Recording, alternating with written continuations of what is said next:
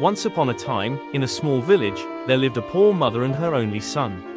Life was not easy, but the mother had a strong heart and a big dream. She wanted her son to be educated and successful.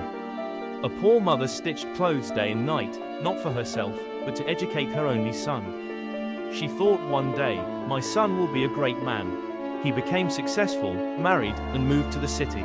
But slowly, he forgot the hands that built his future. His wife disliked the old mother. One day he sent her to an old age home. One day, the son received a call, "Your mother is very ill. Please come quickly." The son asked Ma, "Any last wish?" Mother said, "Install an air conditioner here." Son asked, "But Ma, why now?"